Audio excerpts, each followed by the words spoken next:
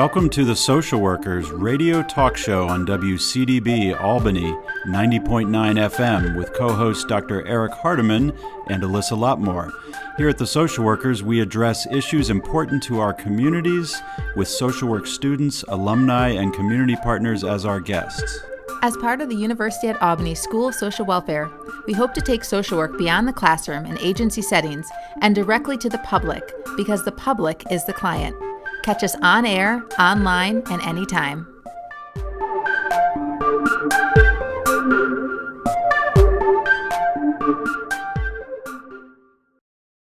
So you're listening to the Social Workers here on WCDB Albany. I'm Eric Hardiman here with Alyssa Lotmore. Hey, Alyssa. Hey, Eric.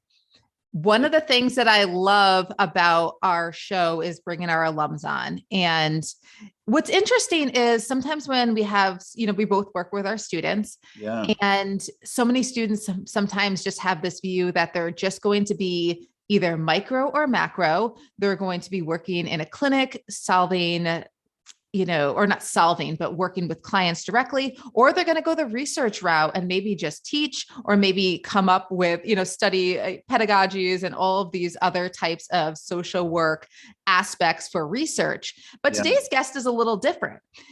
We have with us today Kathleen Earle Fox, who is an author of a new book titled An Early History of the Wyoming Valley, the Yankee-Pennamite Wars and Timothy Pickering. So it's about history, but it also ties in that social work background. We have such a great conversation with Dr. Earle and hearing about her book, but also hearing about the relationship between her own personal history, learning about her own genealogy, how that factored into her social work career, her research career, and then her work as a historian, as a new, she probably wouldn't define herself as an historian, but she's written a history book. And, it's really sort of that blending of different things, of state history here in New York and Pennsylvania, but also histories of stories and populations that are not always well documented and amplified. And it's just such a fascinating story with many, many different threads, all of which relate to social work in some way. And also the fact, which you'll hear in the interview as you listen, that she has a special relationship to the University at Albany and to our mascot. Yes, I have been waiting for Kathleen to come on. I first met with her or spoke with her in January, and her book just was published in April. So we wanted to have this episode recorded after the book was officially out, so people weren't waiting with anticipation after they heard the interview. So I'm thrilled that she has came on our episode today and shared her story. And like I said, you gave a little teaser about what the episode is going to cover and that connection to UAlbany. So I say, let's just get started with the interview. Let's do it. This is a great conversation with Dr. Kathleen Earle, and we'll hear about her book and her career in social work and her relationship to the University at Albany. So let's get right to it, Alyssa.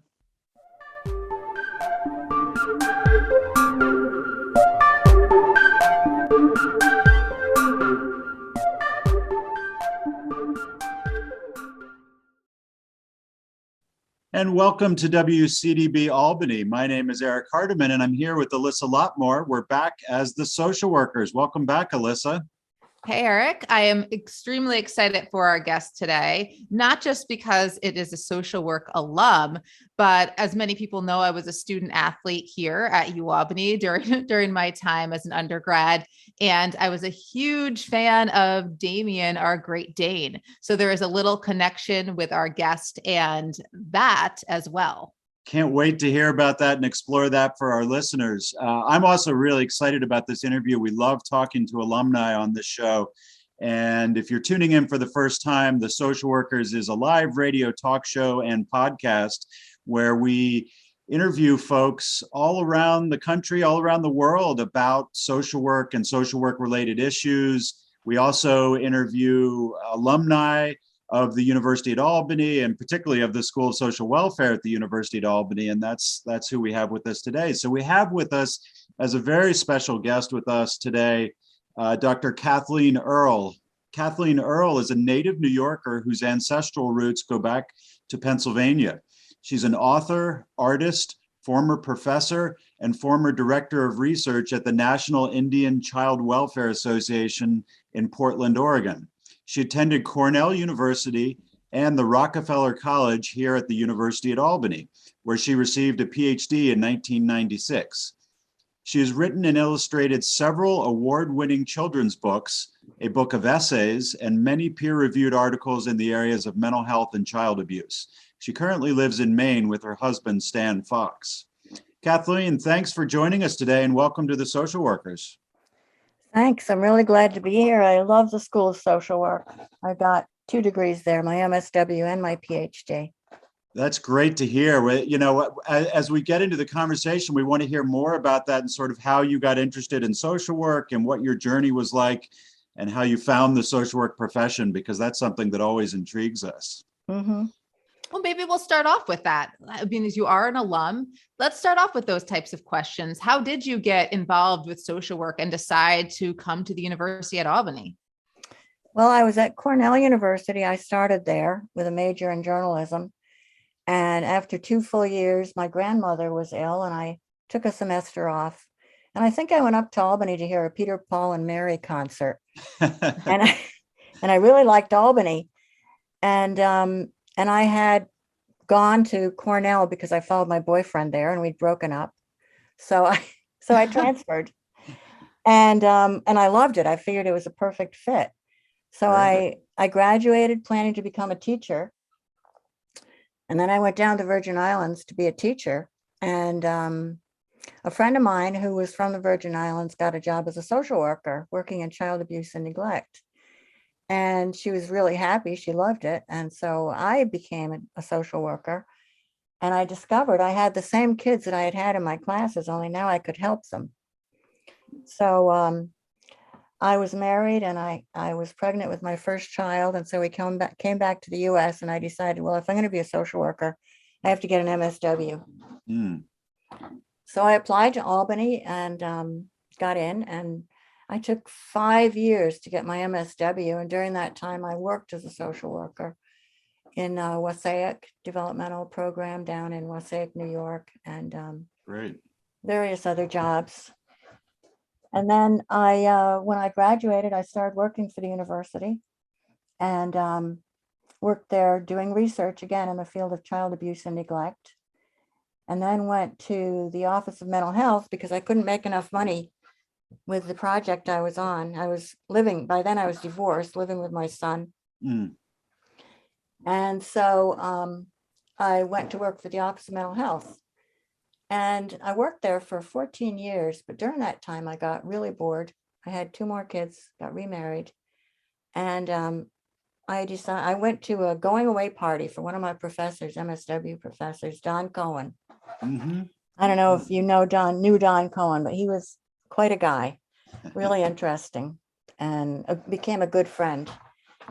And he was having a going away party. So I went, and somebody said to me, "You were really good in research. Why don't you apply to the new Ph.D. program?" So I did. And I went to my bosses at the Office of Mental Health and said, "Can I take time off?" And they said, "Sure, you can go during working hours." And so I Zoomed. I was also a researcher. So I Zoomed through my dissertation and my classes. I graduated in 3 years, which I might still hold the record. I don't know. You very well may. That's quick. That's pretty quick. Yeah. Impressive. Yep. But back to the Great Danes. When I transferred to Albany, there was a contest, Name the Mascot. That was in 1965, and I won $25 for naming the mascot. Yeah. Oh, $25. Oh my goodness. Yeah. No, How did you come up with that name? Damien is the name of the. Well, no, she came up with the actual Great Dane as our yeah, mascot. the actual Great Dane, right? Wow. Okay, I didn't Right. understand. Yeah. Well, I just I saw the contest and I could use $25, so I started researching what other universities do, and I wrote an article in UAlbany magazine, fall 2007. And people weren't happy when I came up with the name Great Dane. And the Albany Student Press sports editor wrote an editorial, and he said, She claimed the dog was, quote, typically American, bred for size, weight, strength, character, courage, speed, and stamina. If it were running for office in the ASPCA, the animal would win in a landslide. So, but eventually, after I wrote the article in 2007, he wrote into the magazine and said, actually, I was pretty happy with it. So. Well, Damien our Great Dane has lasted all of these years. I have countless t-shirts and bags and pretty much mugs, everything, you name it, with our Great Dane logo. So that is when you first emailed about your book and you're like, oh, P.S. I also, named, the mascot, the Great Dane. I was like, I have to talk to you. Yeah, you are. I was so interested. Yeah. You have a special place in the history of the University at Albany and will forever be tied to it for that reason alone, if not all your other accomplishments. Yeah, that's great. Thanks. I've got a few shirts myself, I have to admit. I haven't been to any games because I live in Maine, but I keep intending to go and they keep sending me the schedule. I just haven't gotten around to it. You should absolutely come back and visit. Yeah. Or there's I think Maine's in our conference. So I think they still are, unless they left. But if we're ever up in Maine, maybe we'll definitely have to send you the schedule for that. Oh, that's great. I would love to get that. And I do give money every year to the Great Danes. So great. Yeah. Thank you so much for your support. Yeah. So I'm so curious. So you got your PhD then, and then how did you sort of get into history and writing about history from there? Maybe carry us through, the rest of your career from getting the PhD onwards. Well, when I got the PhD, my husband and I had a summer house in Maine, and we planned to retire there. But I started applying for jobs up in Maine, and I got a job teaching social work at the University of Southern Maine. And so we moved up here in 1995. Actually, I got my degree in 96, but I looked like I was going to get it. And so I taught there for 4 years. And then I started going to conferences with the National Indian Child Welfare Association. And they offered me a big grant.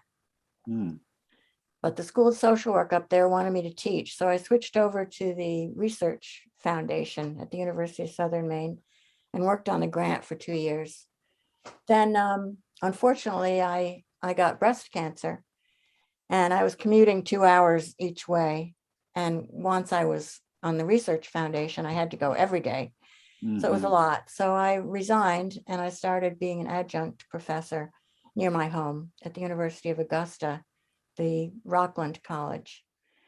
And I did that for several years. And I basically started painting. I'd always been an artist. So throughout my life, I painted and sold art. So I just kept painting.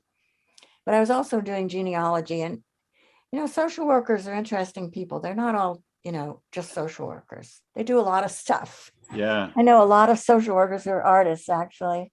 I have a girlfriend, Betsy Kuzia, who graduated with me, who teaches motorcycle racing and driving.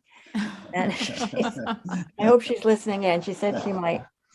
But she was the star of our M.S.W program. Wow. Yeah.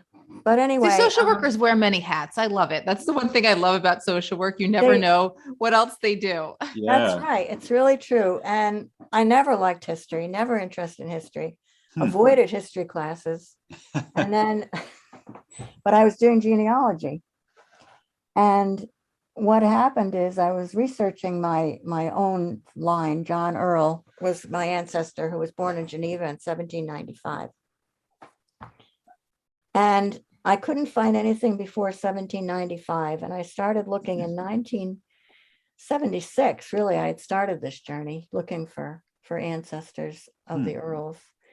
And somewhere along the line, someone told me that his father had been abducted by Indians, by the Iroquois specifically, or Haudenosaunee, and raised by them. And then as an adult, left the tribe and went to Michigan and married a white woman. So I started asking around, if someone was abducted in the 1770s, where would they be from? And they said, oh, the Wyoming Valley. So I contacted the Wyoming Valley of Pennsylvania. In 2015, it took me that long, or 16, around then. and said, I'm trying to find my Earl ancestors. Do you have any Earls? And she said, well, a quick look in my files. I found the kidnappers. So I said, oh, okay.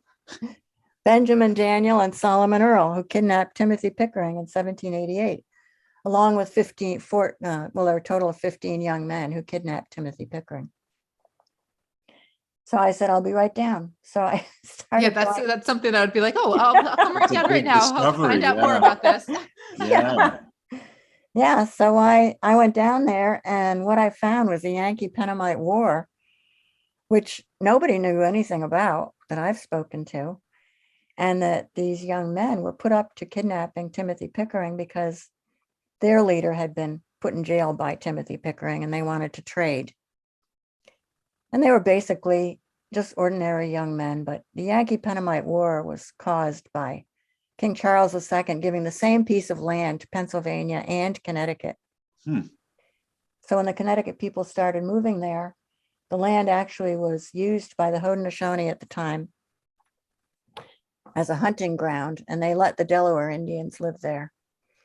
And so, and I'm sorry for using the word Indian. I'm used to working for the National Indian Child Welfare Association, and among people who are associated with that group, the Indian is the term we use. Okay. But I'm well aware that Native is correct, and less than Native American, by the way. But the best way to address Native people is by using the name of the tribe, just Okay. for anyone out there who wants to know that. But anyway, so I started researching this, and it was such a good story that I decided to write a book about it. So that's how I became an historian.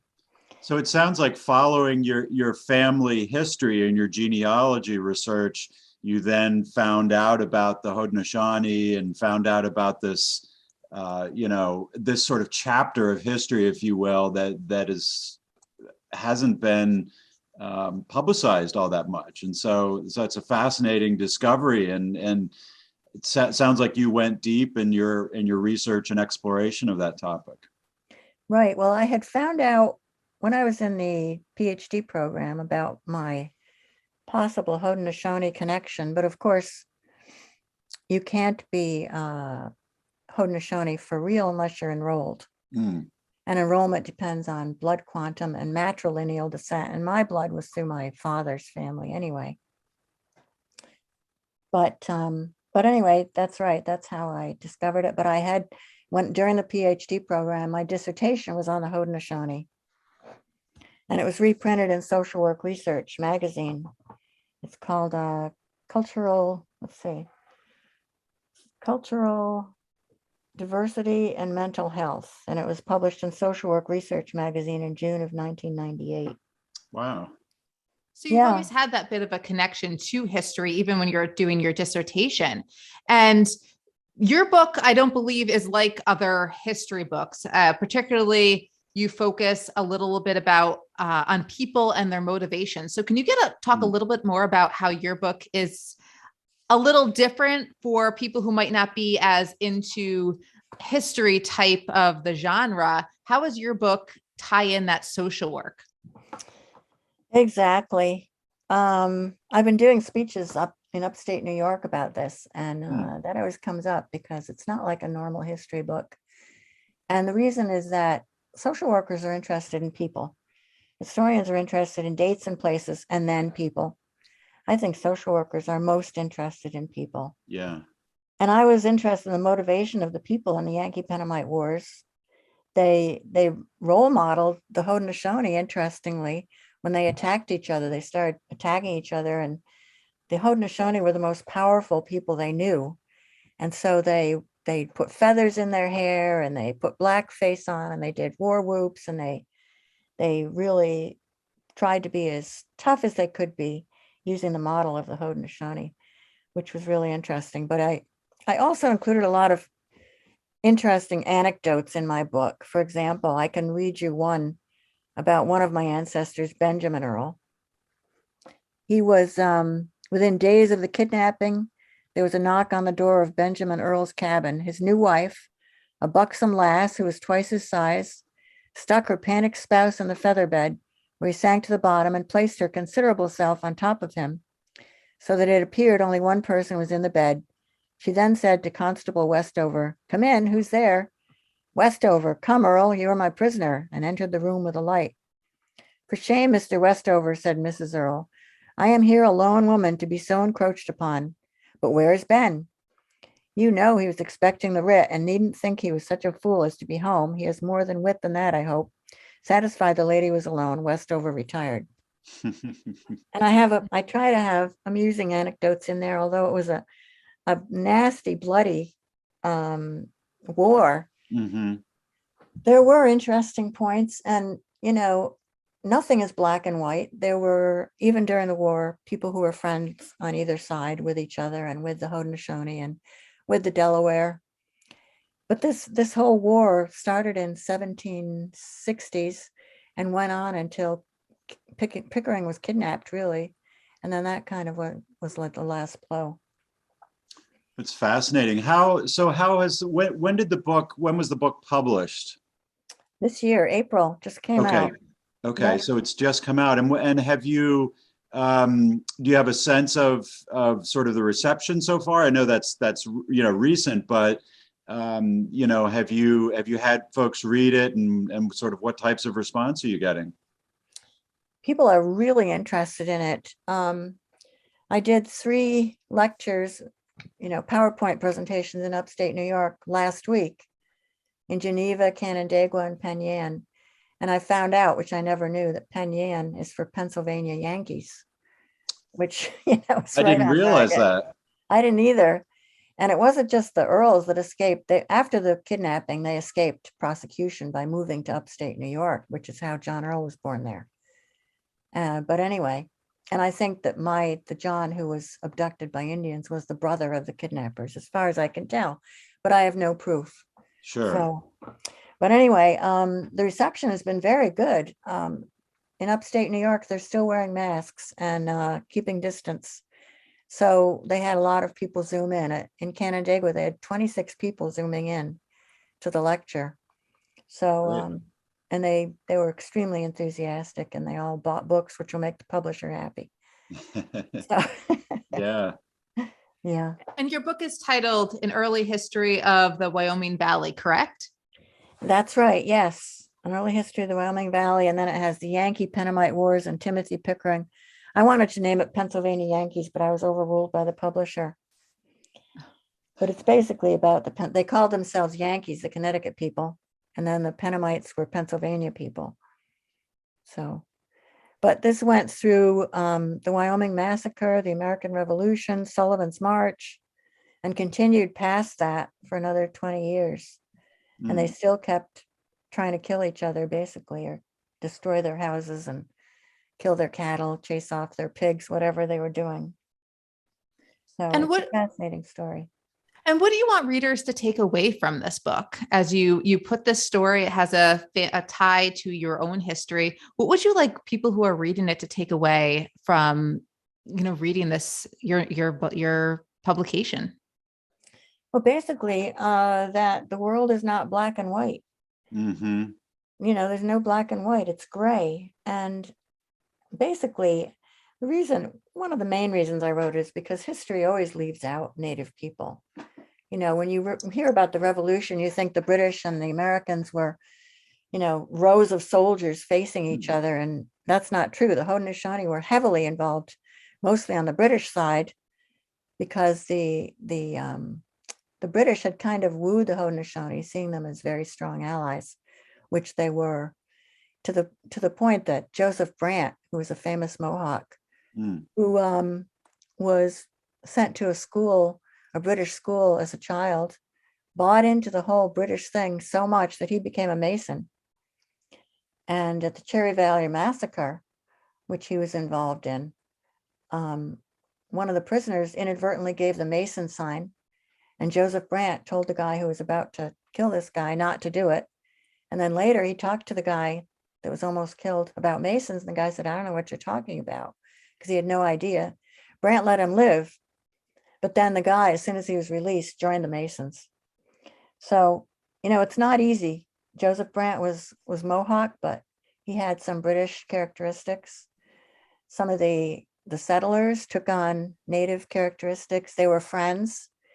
After the Battle of Wyoming, which is badly misquoted, by the way, the Battle of Wyoming was not a massacre by the Haudenosaunee. There are stories of a Seneca woman called Queen Esther who lined people up on a rock and smashed their heads.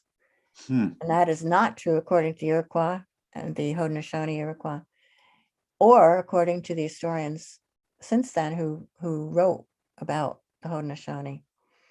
And there were many anecdotes like that were not true. And but I wanted to write about the Haudenosaunee and show that they were very important and had a huge role. It's almost like they didn't exist during the American Revolution. Nobody talks about it. And they were, the Oneida and the Tuscarora were on the American side, which kind of, split up the Confederacy. But they did help out. And so it's interesting to see what really happened and to put it in writing so that people will know. Not that my book will be that widely read, but it's a beginning. Yeah. It's well, you're celebrating this group, and that is, you're Right. bringing more awareness, and that ties into social work in a way. That's what social workers are doing. They're raising awareness. They're being able to tell stories and have amplify voices. And that's what your book is doing. You're celebrating a group that has been ignored in American history. You're helping people to find out more about it. And where can listeners find out more information about this topic? And even your book, if people want to know more, they're listening to this and saying, like, how do I find out more? Where can I find this book? What are some resources, and where can they find your book? Yeah. Well, the book is published by the History Press, and the website is www.arcadiapublishing.com, but it's all over the place. Great. Everyone I know has bought it on Amazon, which, we don't get any money from that, but that's okay. I just want the word out there. And it's also in Barnes and Noble, and supposedly it's in Target and everywhere. The publisher, this History Press, is widely published. They have many titles. You can go to the History Press website and look up any state or any town, and they have books about it. Interesting. But the other thing that I wanted to mention about the Haudenosaunee is that they're still a role model for us. I mean, they say that Benjamin Franklin used the Confederacy as a model to create the United States. You've probably heard that. But they're still a role model for us. And I can read you a quote, which was written in the 1700s. It's, "We are born free and united brothers, each as much a great lord as the other, while you are all the slaves of one sole man. I am the master of my body," which of course is very relevant right now. "I dispose of myself. I do what I wish. I am the first and the last of my nation, subject only to the Great Spirit." So, I mean, I have spent a lot of time with the Haudenosaunee. I did a research grant with the Mohawk in 2012 with money from the Office of Mental Health Research Foundation, in which I was trying to find out why the Haudenosaunee didn't go to the mental health clinic run by the state of New York. And I lived with a woman who was a clan mother, and the clan mothers run the Haudenosaunee. And it was wonderful. It was peaceful. It was fun. Everyone was free. It was like a very tight-knit community. It was a tight-knit community, so that they had drag races, which are fun. And my hostess's son was a drag racer, so we would go every Friday night and watch the drag races, and her little grandkids would line up on either side of us on the bleachers. And an example of what it's like there for kids is a little guy came toddling over to her and asked her for money for soda, and she gave him $1, and he went toddling off into darkness, which would never happen almost anywhere else, perhaps in other Native communities. And then he came back with a soda. And everybody watches out for the kids. They take care of each other. And every night she would put a huge pot of food on for the three of us, myself and her husband. And people would just wander in and eat what they wanted and leave when they wanted. And it was really, really wonderful. And I've noticed the same kind of attitude as I've traveled across the United States when I was director of research for NICWA, National Indian Child Welfare Association. That people I was wondering if you were connected with that organization as you were talking about your work. Yeah, I was director of research there. I resigned in 2011, and then I happened to get this grant at the Office of Mental Health in 2012. But I went to many, many conferences. I've written many, many peer-reviewed papers on Native people across the U.S. And I've found them to be, nobody asks me if I'm Indian or white. They don't care. And I actually had an opportunity to talk to an elder who was on the board of NICWA. At the beginning of one of the conferences, the director of NICWA said, this elder is here for you to ask questions, anything you want to ask. And I was afraid of him because he was an elder and, a medicine man and a scary guy. But I happened to be on the elevator and it opened up and he stepped on the elevator. It was just the two of us. So I said to him, I think I might have a little bit of Indian blood when I'm really white. How should I deal with that? What should I say? And how should I act? And he looked at me and he said, it don't matter. And that was kind of the attitude that I found. People were very trusting and friendly. And another little anecdote I could tell you is that I was sitting at a conference with a couple of Native women and we were just chatting, and two white women came over and sat with us, and they were saying, oh, the sunset was so beautiful, and did you see the birds and the sky? And we said, oh, nice. Then they wandered off, and one of the Native people turned to another one and said, so we were going to go to Target, right? I mean, they're just people. Yeah. But I hear in a lot of what you're saying, I wonder if it's maybe just a conjecture on my part, but that your background as a social worker helps you build trust with people and helps you approach folks in a way, particularly folks from different, or maybe similar backgrounds than you, but folks for whom community and culture is different than yours currently. But that ability as a social worker to connect with and build trust and genuinely listen to people probably helped quite a bit in doing this research and building trust amongst these folks. No question about it. I think my social worker training was central to my worldview, definitely central to my worldview, and central to knowing who I am as a person. Yeah. And in writing this book, I kind of pulled it all together from my perspective, because I managed to find out who I am and where I come from, which I never knew. When I was a kid, I never knew what I was. We never talked about it. I always wanted to be Irish because my name is Kathleen, but I kind of wore a little bit of green on St. Patty's Day, but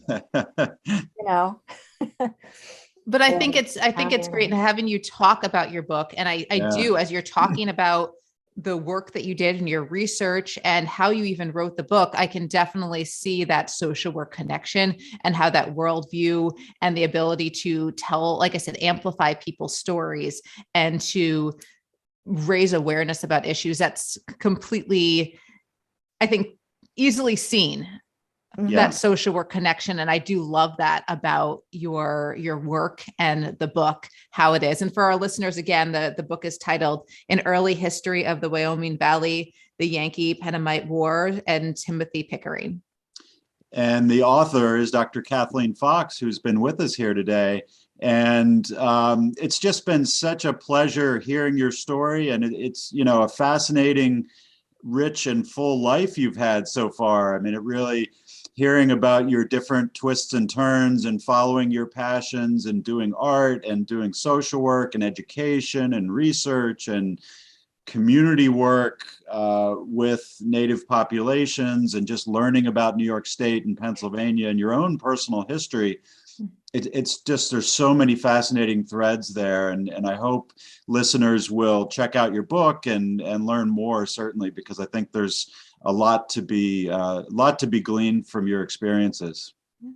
And the book is under your maiden name, correct? Too. I know you're Kathleen Earle Yes. Fox, but it's just Yes. Kathleen Earle for those Yes. who are searching for the book. I apologize Thanks, for that. Melissa. Yeah. Yeah. So thank you so much for coming on and sharing your story. You have such a connection, not only to the School of Social Welfare, your speedy Ph.D. program. I think a lot of our Ph.D. students who are listening right now are like, oh, wow, maybe a new goal for me. Right. Yes. Well, thank you Your very history much. to the university, your history to the Great Dane, it all ties in. And I am so thrilled to have you on our show. I was really, really excited to talk to you. Yeah. I know I've talked to you back in January, and I knew we wanted to wait until after the book came out and was published in April, but I have been really looking forward to this episode, and I'm so happy to have you on today and for you to share this history and your connection to this university. And we hope you'll come visit the School of Social Welfare again. And, we'd love to have our students hear from you, and, maybe we could pull together an event and sort of have you talk about your experiences, because I think, beyond our listening audience, the current students, may really enjoy hearing about your experiences. And it would certainly be great to hear from such a distinguished alum. Oh, I'm already trying to work on that. I'm trying to work on that already. I have some emails out, so hopefully. Great. Well, again, as a social worker, I don't consider myself distinguished. I'm just a person tries to do the best I can, like we all do. Well, it's funny, we teach, in teaching social work students, I think social work students sometimes think that all they will do in their careers is social work, and they don't always get a sense of the breadth of that, what social work can be, but also what are the other things they might do in their careers, sort of external to social work. And you've really shown as an example here all the different things that someone can achieve both within social work and then external to social work, but related to it. So I think it would be great to show students that and just demonstrate the breadth of experience. I would love to come down, especially if there's some kind of game I can go to so I can see the Great Danes. Alyssa will help with that. Yeah. I'm working on it. Yeah. Okay. But thank you so much, Kathleen. All right. So you've been listening to The Social Workers here on WCDB Albany, and we've been interviewing Dr. Kathleen Earle about her recent book and on the Haudenosaunee Iroquois Native population here in New York and Pennsylvania. And it's just been a wonderful conversation. Thanks for listening to WCDB Albany.